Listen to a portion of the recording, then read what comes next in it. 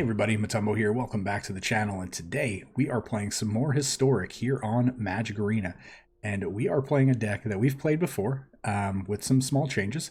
Thanks to TerraRose from EtherHub, we saw them post a deck similar to this. We made a few small modifications to it, and they happen to use a name that we've used for one of our decks prior, but it kind of does fit in with the theme here, so we are going to make this the second version of the deck. But before we hop into today's deck, I want to remind everybody that if you enjoy the channel and the video, please like, comment, subscribe. Check out all those cool links down below. And yeah, just interact with the channel any way that you can. It does help the channel grow. We are so close to 6,000 subscribers. Hitting that soon would be amazing. But with that being said, let's hop right into this deck. And again, thanks to TerraRose from EtherHub for posting a deck, posting this deck. And then we just made a few small modifications. But yeah, we are calling this deck, and they are calling this deck Stop Hitting Yourself, version 2. So the reason that this is Stop Hitting Yourself, we have played a Stop Hitting Yourself deck by name. It was a Dimir deck where we took all of our opponent's cards and we just kept playing them and basically beat them with their own deck. However, with this deck, what we're trying to do is we are trying to basically take the damage that they deal and redirect it back at them. So we are, again, trying to have our opponents stop hitting themselves in that fashion. So there are some other synergies in the deck that do help, but yeah, this is going to be a fun deck. Again, this is not going to be a competitive deck. This is going to be for fun, but really the main win condition is one of the cards is going to be Stormwild Capridor. This is a 3-mana 1/3 flying bird goat. You know, if there were ever a crazy combination of creatures in Magic, it would definitely be this bird goat. So what it says, though, is if non-combat damage would be dealt to Stormwild Capridor, prevent that damage, put a +1/+1 counter on Stormwild Capridor for each 1 damage prevented this way. So obviously not combat damage, as it says. But if somebody goes to throw burn at it or fight it or just to deal damage to it, in any other form or fashion other than combat, this is just going to say, no, I don't need that, and it's going to get bigger. And we also have we have many ways to grow that. But let's look at our other creatures, as we don't really have a bunch of creatures in the deck. We are only playing 12 creatures. So again, 4 copies of Stormwild Capridor, 4 copies of True Fire Captain. So True Fire Captain is an interesting card. It's a 4-mana 4/3 with Mentor. Mentor doesn't really matter, but it says whenever it's dealt damage, it deals that much damage to target player. So if we block a big creature, or if they go to burn it out, we actually get to this would still potentially die from that damage. It's not like the Capridor where it's like redirect or anything, but we also get to say, okay, well, you dealt 5 damage to this, well, now you're going to take 5 as well. So again, another cool card, you know, again, synergizes well with what we're trying to do. And then we also have the big baddie, and not really big, he's a 1/1, but a 5-mana 1/1 at that. But the old Brash Taunter, the indestructible Brash Taunter, whenever it's dealt damage, it deals that much damage to target opponent. So again, anytime this creature deals damage, combat or non-combat, we get to just say, you know what, opponent, you're going to take this damage instead. And we can also pay 3 mana to fight another creature in order to force damage to happen. So that is a thing that we can do. So let's really just look at everything else. Some really cool synergies again. So Stormwild Capridor, what we could do is we could use 4 copies of our Reckless Rage here.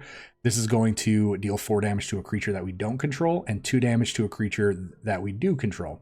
So again, with all of our creatures, this is really just a free removal spell, because if we deal 2 damage to our own Capridor, it's going to become a 3/5. If we do 2 damage to our True Fire Captain, it's going to live because it's only taking 2 damage, and our opponent's going to take that 2 damage instead.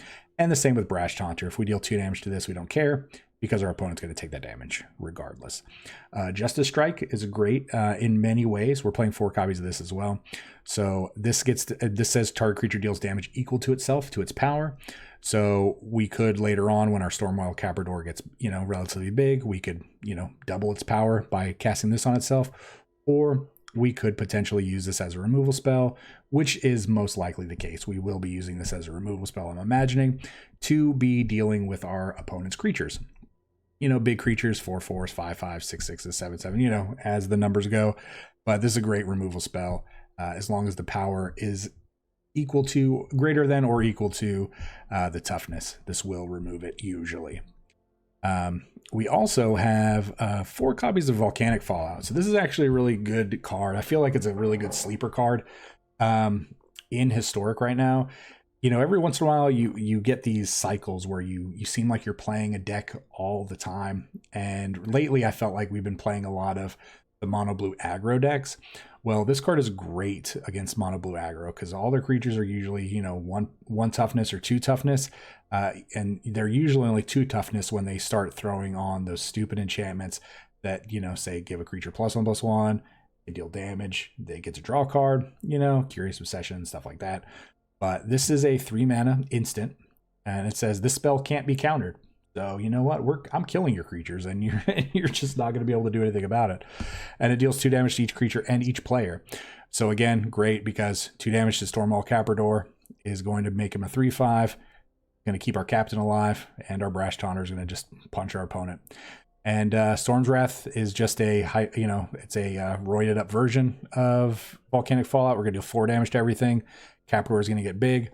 And then Star of Extinction is the potential finisher, because Star of Extinction in combination with any of our 3 creatures should be lethal. Brash Taunter should just say deal 20 damage to the opponent at that point.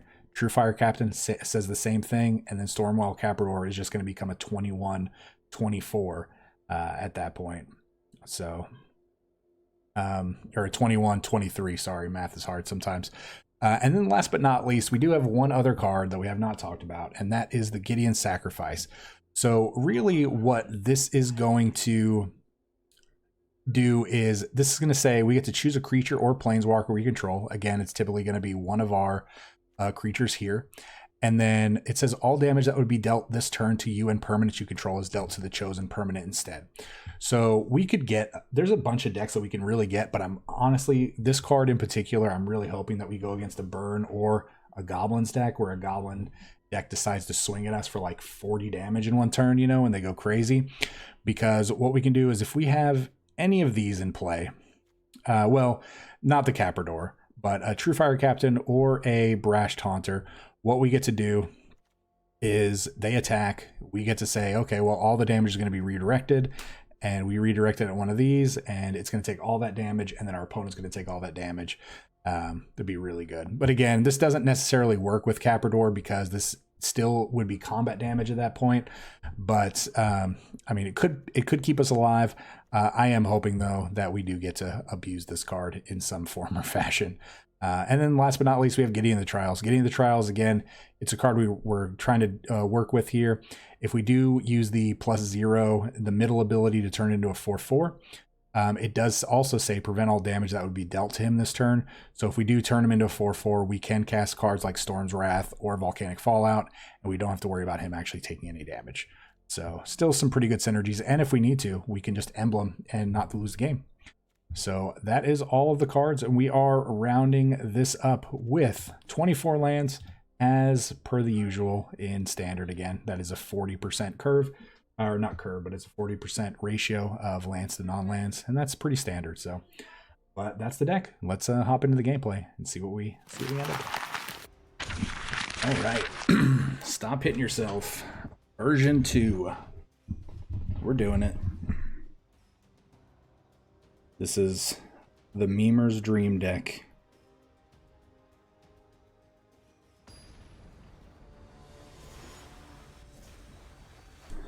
All right, let's go. Oh, Hobby Fisher. I've been searching for Hobby Fisher. I wish we got to go first. I got very confused for a second. Oh, Mill? Well, this is going to be a little awkward. Mill might get us.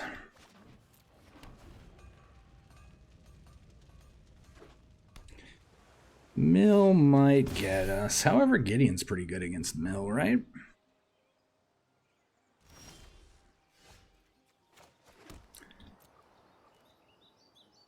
They didn't have a turn 2 play, so I mean, they have to be a mill deck, right?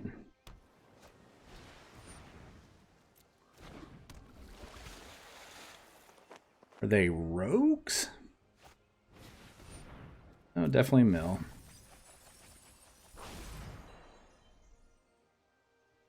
Let's see what they see.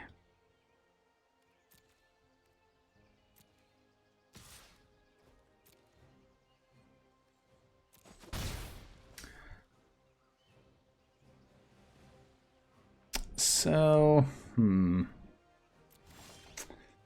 I think it's correct to... There's an argument for both of these plays, right? Could wipe the board, but these really don't have any threat. Tapped out. Probably do this. Should probably just play Gideon, but might be the only time that we actually have an opportunity to get Gideon in play while they're tapped out.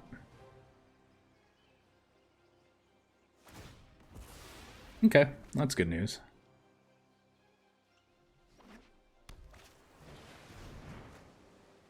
Draw, draw, because they already have one in the graveyard. The next one's going to draw them 3 cards.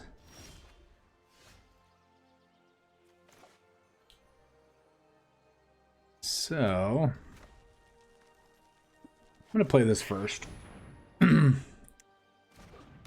not playing Quench, it seems. Oh, unsummon? That's fine. They have double unsummon.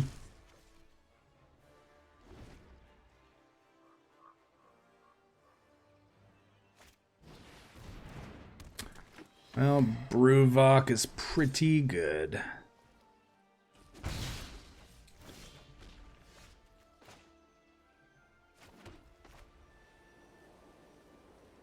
I think we do have to go for a Gideon here, right?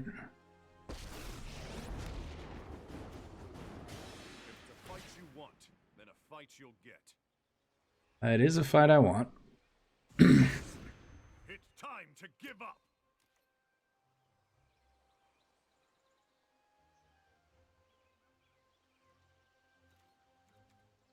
Not going to attack. We're going to force them to have something. So they can land Maddening Cacophony to mill our whole deck here.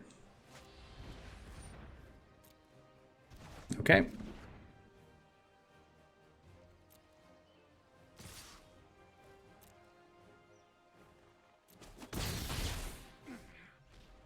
Fight on without me. So the good news there was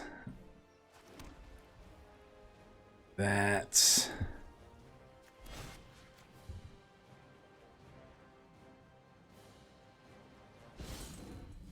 That's enough. they were not able to kill it, and it's going to be hard for them to kill. We're going to be stagnant, right, without them playing an additional creature, because they're just going to be going 1-for-1 this whole turn.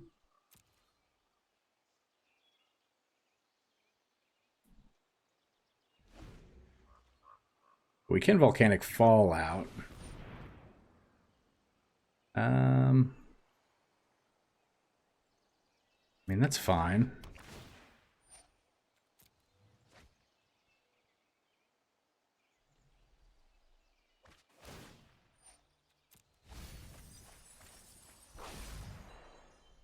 Milling that Storm's Wrath is pretty good.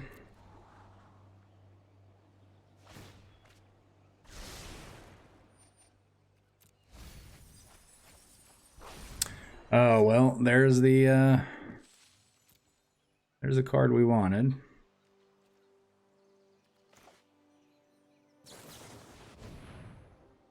All right, let's go ahead and do this. This is going to get the Overwhelmed Apprentice off the board. That way we can hit this Bruvok for a little bit.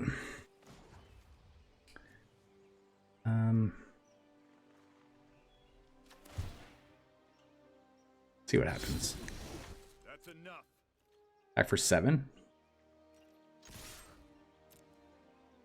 This does leave us open to them unsummoning our Gideon.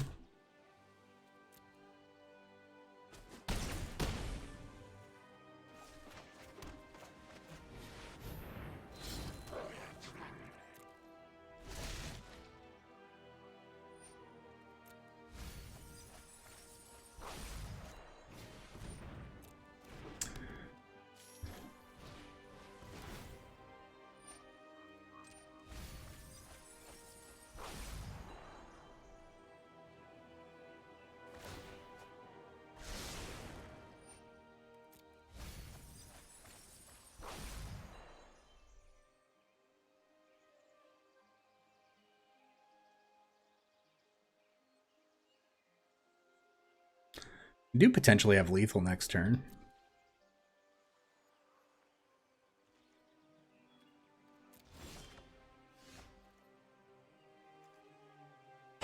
Storm's Wrath is pretty good.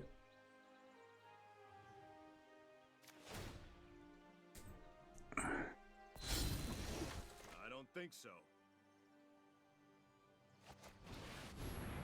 So Gideon prevents the damage from the Storm's Wrath because of the ability we used, which is good.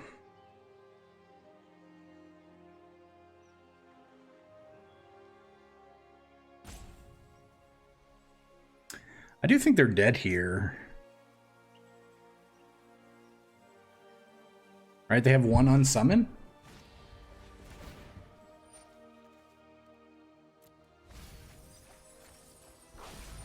So they're going to take 4 from this.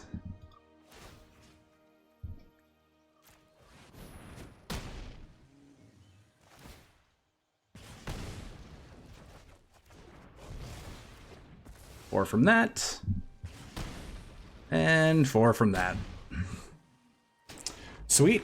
And that's how you deal with the mill deck. I don't even know if they realize even if they milled this out, we wouldn't have lost with Gideon in play. They should have actually bounced the Gideon because that actually gave them a chance to, if they didn't die that turn, to. But at the same time though, if they bounce Gideon, then the Capridor grows out of proportion. They die anyway. So, but yeah. Either way, good game, my friend. Good game. Yeah, I know we're gonna have to dodge good matchups, but hey.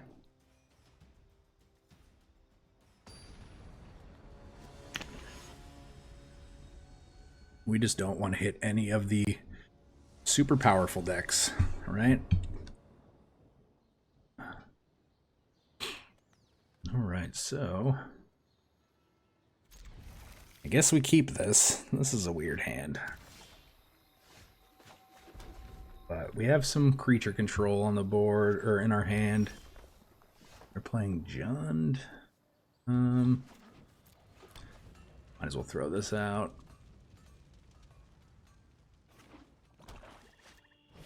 Just like a typical Jund build. I think we are just gonna say go. We could Volcanic Fallout to get rid of that, but I don't think it is gonna matter. Really. Well, if we lose a land, you're gonna lose a land.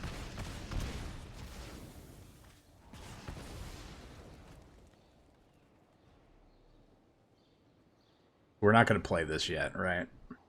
It's like land destruction. Really, really. Okay. I'll take a Capridor.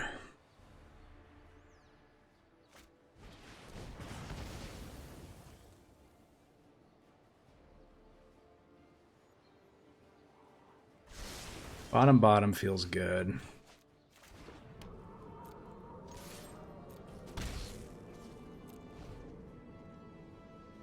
I mean, I really hope they're playing some kind of creature in their deck, right?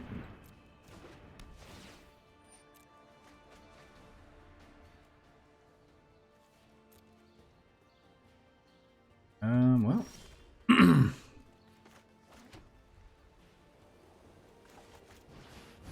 Wouldn't play this down. You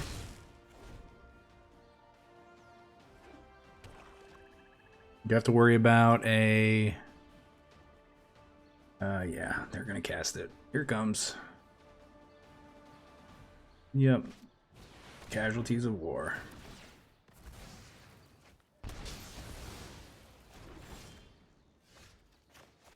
wonder how many casualties of war they actually have in their hand. I feel like we're doing a decent job of keeping our board state active and actually progressing it a little bit. So they're doing it again.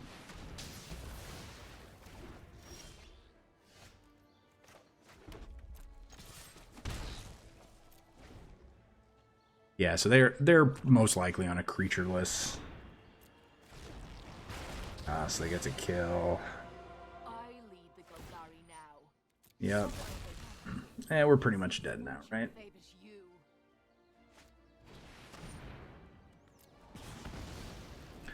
We are losing to the land destruction. This is literally the worst. Probably their worst matchup, I would imagine.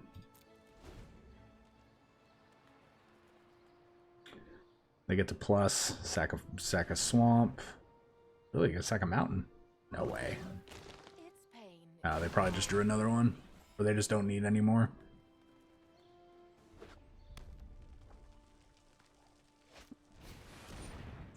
You're living the dream over there, my friend. Living the dream. Well, we have it one more turn. If we can't get to 3 mana to cast this, I think it's pretty irrelevant at this point.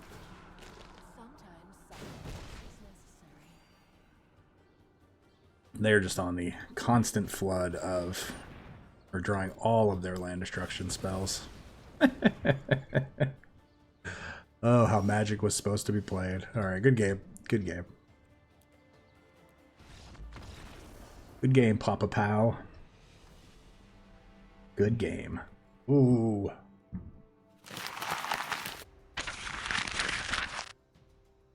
Literal worst matchup besides blue-white control with no creatures.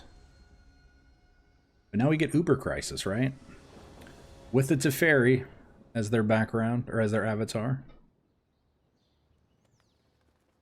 I don't know if we can keep this, but we're going to try. Okay. Okay. Play the mountain first, that way it's going to give us the ability to play the Clifftop Retreat untapped. Now, and they're really playing this combo deck, because why the heck not? Yep, okay. Well, we need to survive another turn. Oh my gosh. So much mana that they're going to be able to make next turn.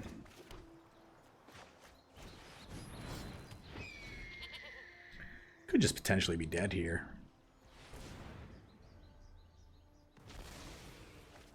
Yep. Spend a mana, get 2 mana. Spend a red, get 2 mana.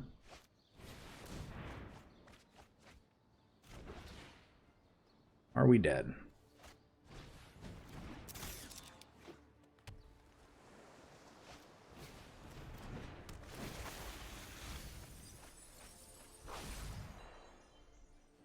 Okay.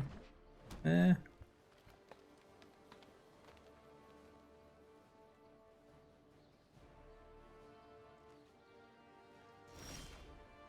mean, do they have a counter, right? This is a pretty good card against them. They do have another Kinnan, though. We do get rid of the Emery.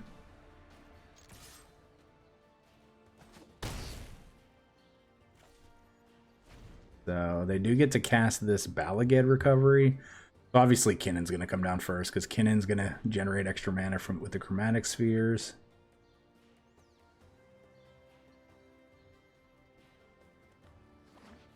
This is such a hard deck to play against sometimes. Sometimes these decks have just the perfect draw and you just can't do anything about them.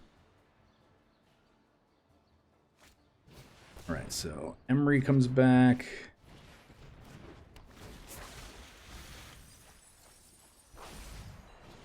Kinnan, okay. Don't necessarily like the ordering of that, right? But we're sending stuff back to the graveyard again. Oh. That was a weird interaction, right? So they conceded. It took them down to 6. And then, because they conceded at 6, the damage actually dealt. And then brought them down to -3. So that was a really weird interaction.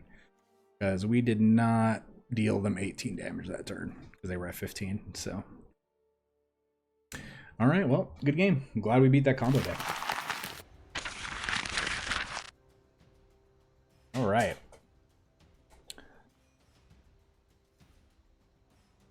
Keep the streak going. Streak of 1. Let's turn it into 2.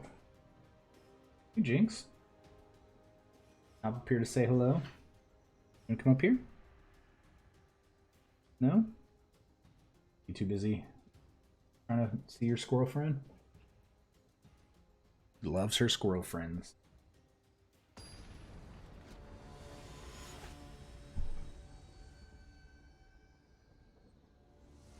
MTG Alexander. Oof. This is an MTG mulligan.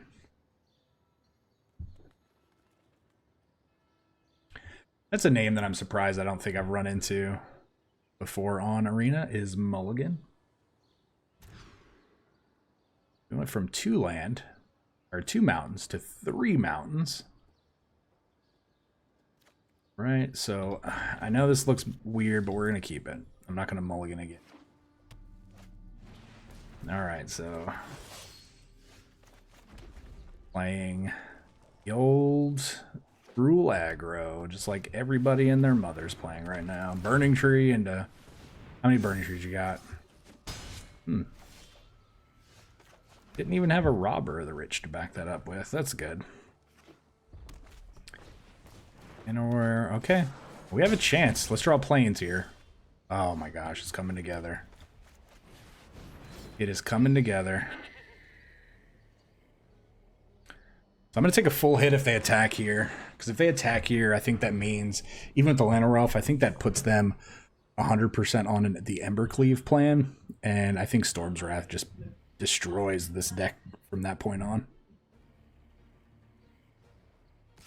So... no blocks. They still can Embercleave.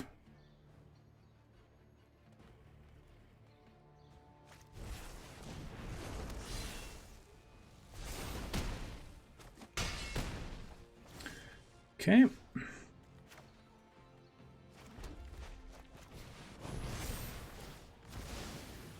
So I don't think they can kill us this turn.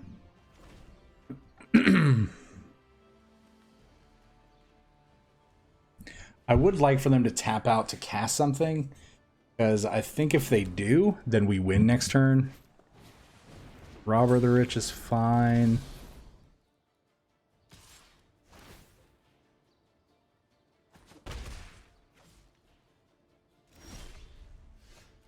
So...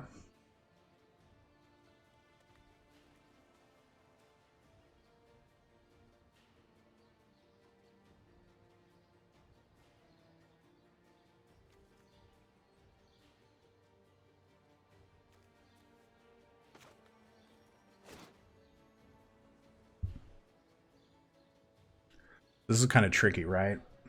So if they have if their one card is Stomp, we lose. If we Justice Strike, Justice Strike, because we go down to 2. So...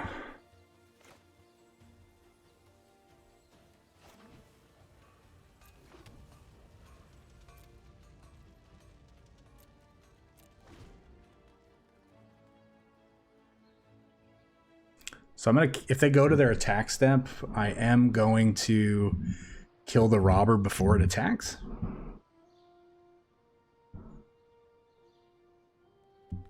I don't want them casting that Capridor that they got.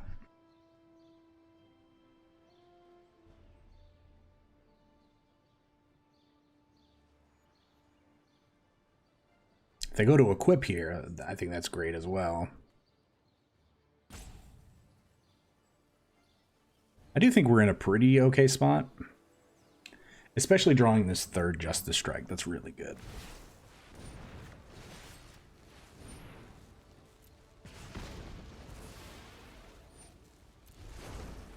I think this leaves us open to win this next turn now. So...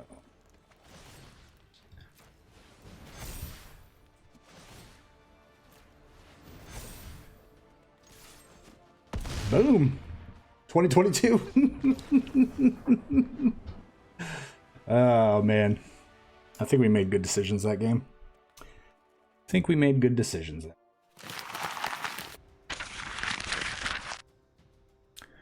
Let's go. Let's do it.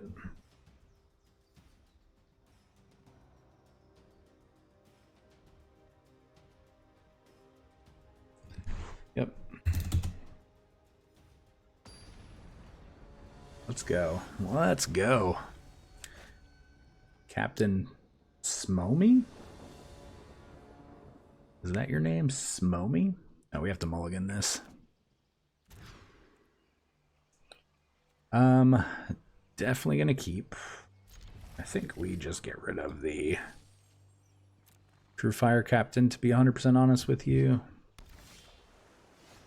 Onan is gonna be playing Mono. Oh no, Simic. Okay. Mutate. Not a deck that I particularly want to play against.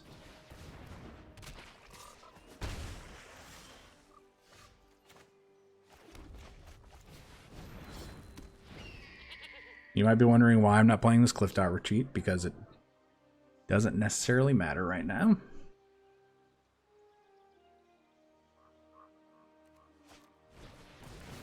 Yep, you have pounced the Shore Sharks.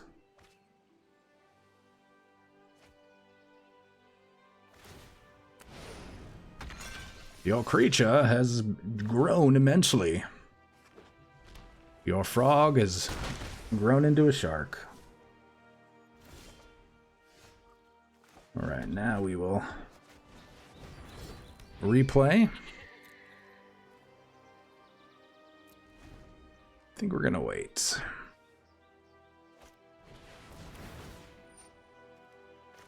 Well,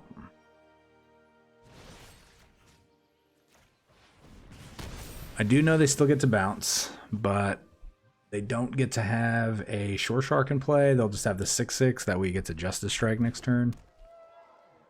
So could. Right, so they're not going to have any creatures to mutate onto. Seems pretty good. Seems good. Seems bad.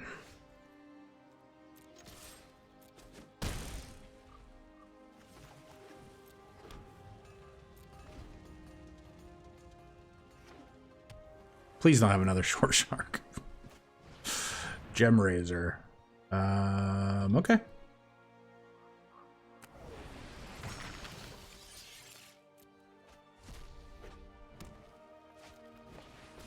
All right, perfect. All right. We go down to 8. Let's draw something good.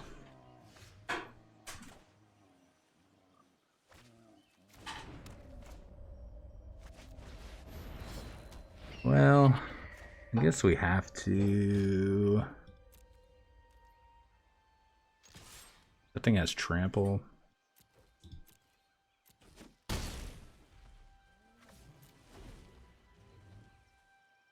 Draw land. Draw land.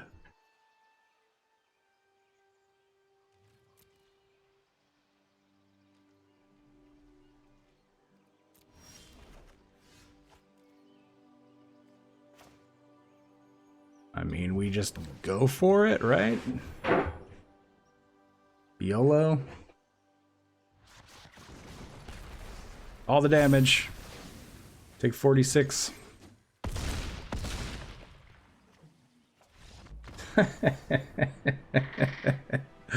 Oh, get wrecked. Let's go. The mini boss, right? Not the actual boss.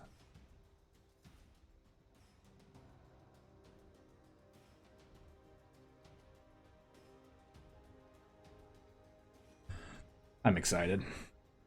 This deck is doing. We have a winning record. We're guaranteed a winning record. We have 4 wins.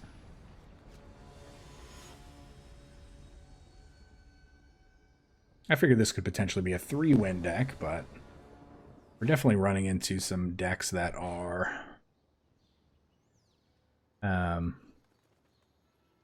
favorable and then getting lucky against the unfavorable ones.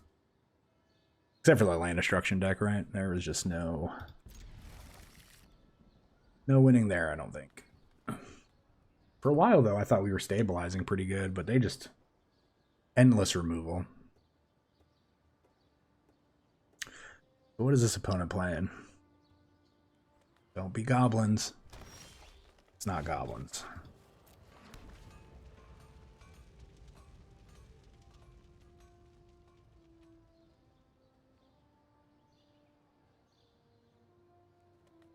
Is it mono green or gruel? Green or gruel? Or Golgari? Well,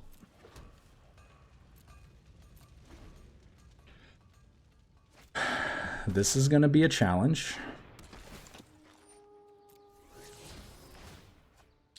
They're definitely going to have removal. They have life gain.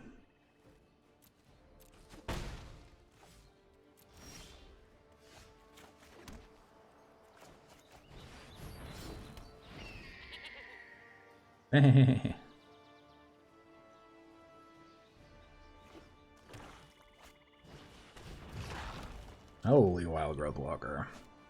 Into another seat. Okay, seems pretty good, my friend. Seems pretty good.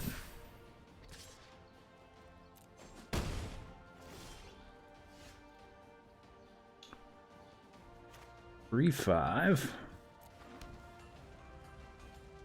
So this is going to kill the wild growth walker whenever they play probably forest into Jade Light Ranger.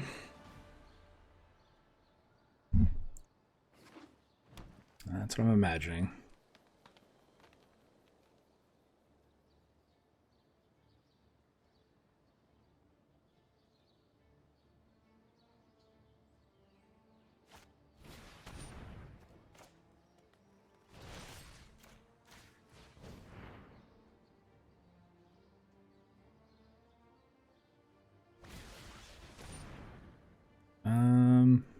Yeah, I mean, we still get to deal our damage, right?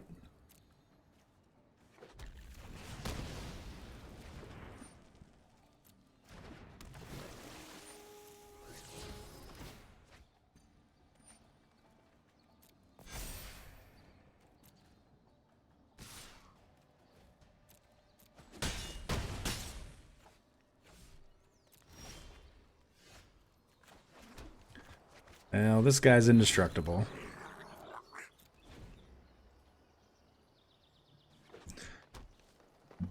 I guess they're playing a pretty standard deck in regards to explore, so they could be playing -4, -4.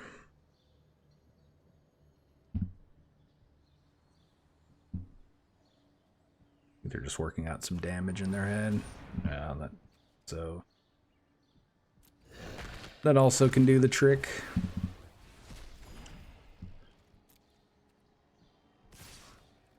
Well, this is a pretty impossible matchup, I feel like, for us, right?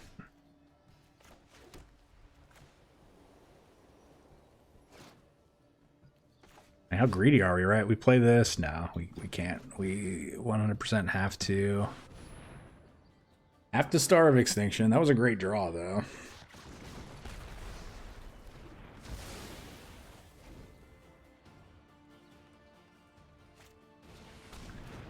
Yep, there's the Jade Light.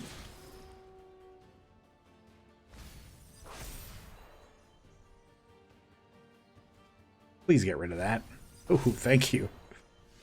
Thank you. I have a feeling they have another removal, though, if they're so willingly ready to get rid of a Death Sprout. Yep, good game. Good game, good game.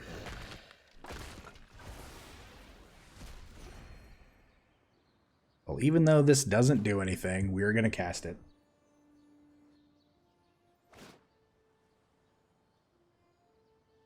I mean, just attack. Oh yeah, you guys blessings. You did it.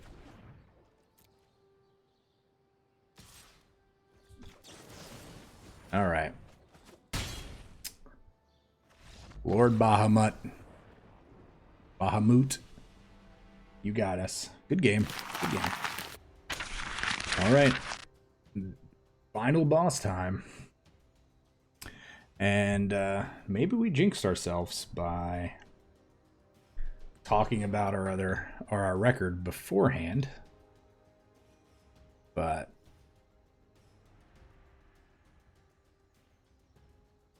let's see. Just need that boss to show up, right? The game is doing the ritual to summon the final boss.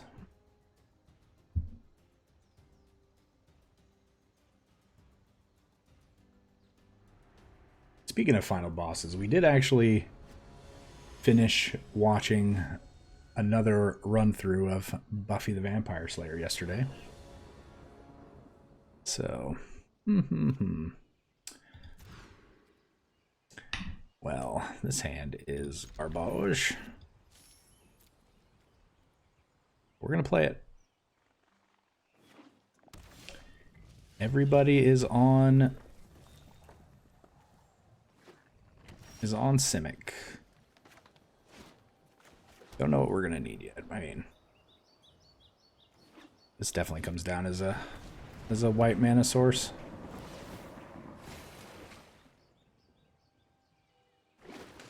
They're gonna get to Chandra next turn, or not Chandra. What am I talking about? Nissa.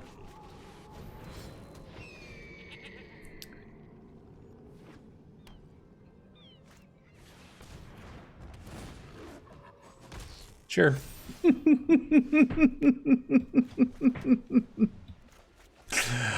Gotta love that. What were you thinking? What were you thinking? Fighting is not combat, my friend.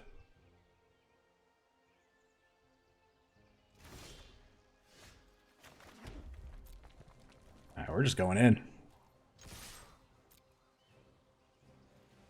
Either way, you're taking 4 from that thing.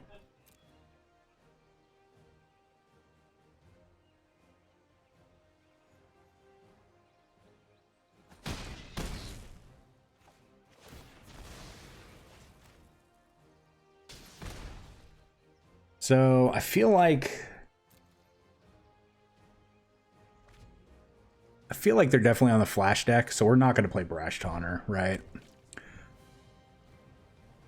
So we're just gonna try to get him with volcanic fallouts, right?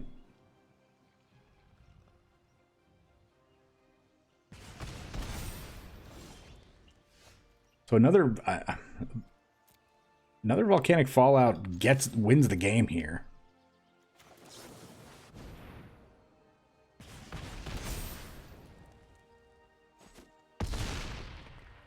Okay.